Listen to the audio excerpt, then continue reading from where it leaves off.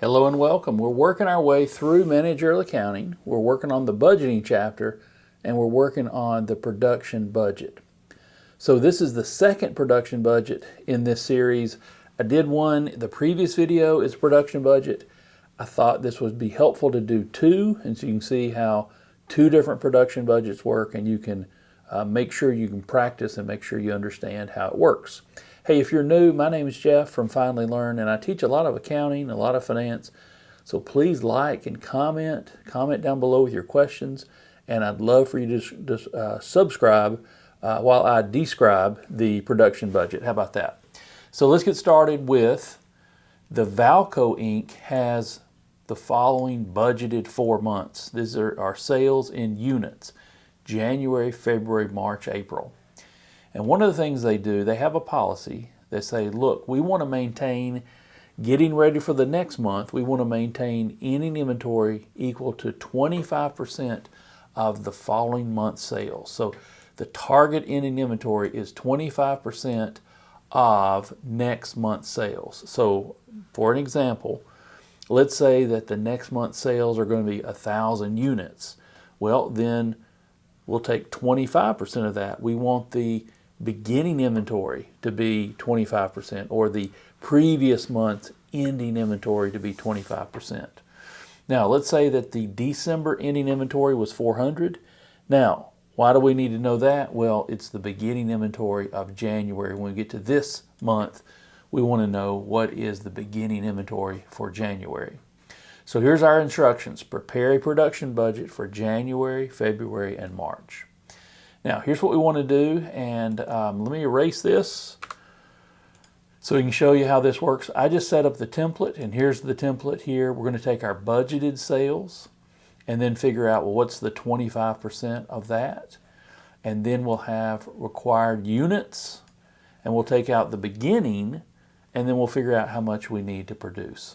So let's do our budgeted sales in units for January is 3,500. All right, now I'm going to go ahead and fill out the budgeted sales for each one. February is going to be 4,100, and March is going to be 5,300. We want to know that, and we're going to try to figure out how many we produce. Now, we're not just going to produce 3,500. We also need the 25% of next month's sales. So our target ending inventory is going to be 4,100 times the 25%. That's the goal.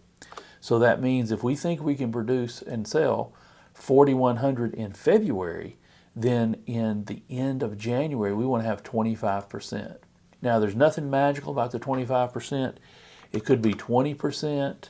It could be 50%. I think our previous problem was like 40%. You want to maintain a lot going into that next month. But here, our problem is at 25%. So that means we need to have, for the month of January, we need to have this month's sales of 3,500, plus we need to have the following month's 25% of the sales. So we need to have 4,525. Well, how many do we have already at the beginning of the month? Well, the beginning of the month is December's ending, so that's 400. So what we're going to do is we're going to take the 4,525 minus the 400. So how many do we need to produce during the month of January? We need to produce 4,125. Even though our sales are only 3,500, we're going to produce more because we need to build inventory from 400 to 1,025. Now, we're just going to, the same pattern each month, and this is kind of helping you learn and understand. So what is our target for ending inventory for February? Well, it's going to be the March sales times the 25%.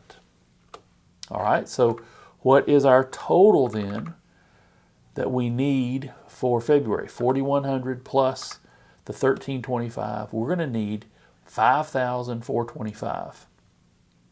Well, what's our beginning for February? Remember, beginning of February is the end of January.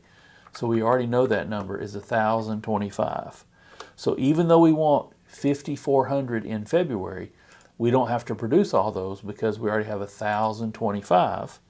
So we're going to take 5425 minus the 1,025. So we need to budget so we can produce 4,400. Now for March, we're going to do the same thing, except we don't know April. We can put it here in another column if we want to, but April sales are going to be 5,000 times the 25%. So we want to maintain the ending inventory of 1,250. So we're going to say, well, we need 5,300 sales for this period, for March, plus build enough inventory to be 1,250. So we need 6,550. And we already have beginning inventory of 1,325. So we need to produce 6,500 minus the 1,325.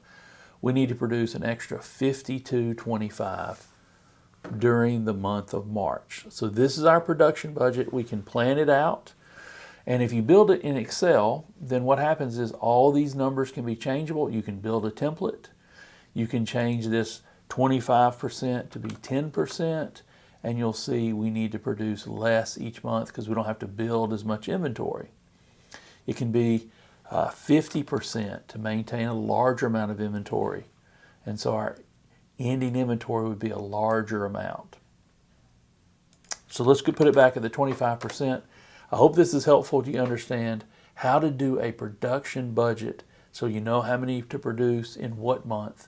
And that way you have a plan to how much you need to produce. Everything's built on the sales budget and then the production budget and then calculating things like how much materials, labor, overhead we need, and on and on. The very last thing we do in the master budget is a cash budget. Hey, thanks for watching, and we'll see you on the next video.